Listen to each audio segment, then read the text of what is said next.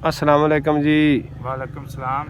ਚਾਚਾ ਸਾਹਿਬ ਕੀ ਹਾਲ ਹੈ? अल्लाह का शुक्र सर, तुसीं सुनाओ ठीक हो? ਅੱਲਾ ਦਾ ਸ਼ੁਕਰ ਹੈ ਜੀ। ਅੱਜ ਤੁਸੀਂ ਸਾਨੂੰ ਇਹ ਨਾ ਸਟ੍ਰਾਬੇਰੀ ਦੇ ਬਾਰੇ ਥੋੜਾ ਬਰੀਫ ਕਰੋ।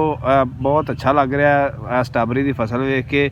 ਇਹ ਤੁਸੀਂ ਮਤਲਬ ਇਹਦਾ ਤਰੀਕਾ ਕਾਰ ਕੀ ਹੈ ਕਾਸ਼ਤ ਦਾ, ਤੇ ਇਹਦੀ ਪਨੀਰੀ ਕਿੱਥੋਂ ਮਿਲਦੀ ਹੈ? ਆਪ ਕਾਸ਼ਤ ਕਰਦੇ ਜਾਂ ਕਿਤੋਂ ਲੈ ਕੇ ਆਉਂਦੇ ਜੀ?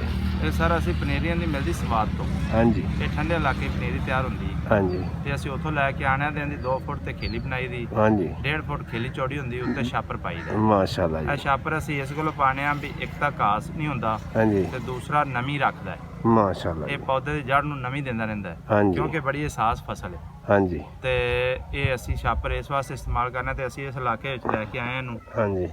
ਤੇ ਮੁਨਾਫਾ ਬਖਸ਼ ਫਸਲ ਹੈਗੀ। ਤੇ ਵੈਸੇ ਇਹ ਆਪਣੇ ਇਲਾਕੇ ਦੀ ਸਟ੍ਰਾਬੇਰੀ ਤੇ ਦੂਸਰੇ ਆਫਜ਼ਾਬਾਦ ਵਾਲੀ ਸਾਈਡ ਦੀ ਜਿਹੜੀ ਸਟ੍ਰਾਬੇਰੀ ਹੈ ਉਹਦਾ ਫਰਕ ਜ਼ਾਇਕੇ ਦਾ ਟੇਸਟ ਦਾ ਫਰਕ ਹੈ ਕੋਈ? ਜਿਸ ਤਰ੍ਹਾਂ ਤੁਸੀਂ ਸੁਣਿਆ ਹੋਵੇਗਾ ਜ਼ਿਲ੍ਹਾ ਕਸੂਰ ਦਾ ਆਲੂ ਮਜ਼ੇਦਾਰ ਹੈ, ਹਾਂਜੀ ਇਸੇ ਤਰ੍ਹਾਂ ਹੀ ਜ਼ਿਲ੍ਹਾ ਕਸੂਰ ਦੀ ਸਟ੍ਰਾਬੇਰੀ ਵੀ ਬੜੀ ਜ਼ਬਰਦਸਤ ਹੈ। ਹਾਂਜੀ ਇਹ ਟੇਸਟ ਦੇ ਹਿਸਾਬ ਨਾਲ ਹੀ ਬੜੀ ਅੱਛੀ ਹੈ। ਪਾਣੀ ਦਾ ਮਸਲਾ ਹੈ, ਇੱਥੇ ਮਿੱਠੇ ਪਾਣੀ ਨੇ, ਬਹੁਤ ਅੱਛੇ ਪਾਣੀ ਨੇ, ਹਾਂਜੀ।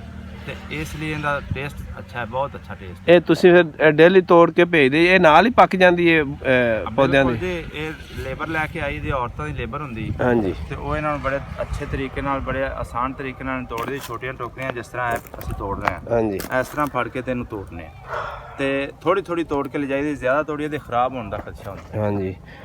ਬੜੀ ਮਿਹਰਬਾਨੀ ਚੌਧਰੀ ਸਾਹਿਬ, ਤੁਸੀਂ ਤਾਮਨ ਕੀਤਾ, ਤੁਸੀਂ ਇਹ ਇਨਫੋਰਮੇਸ਼ਨ ਦਿੱਤੀ। ਬਹੁਤ ਸ਼ੁਕਰੀਆ ਸਰ, ਤੁਹਾਡੇ ਆਮਨ ਦਾ ਬਹੁਤ ਸ਼ੁਕਰੀਆ। ਠੀਕ ਹੈ ਸਰ, ਅੱਲਾ। ਮਿਹਰਬਾਨੀ।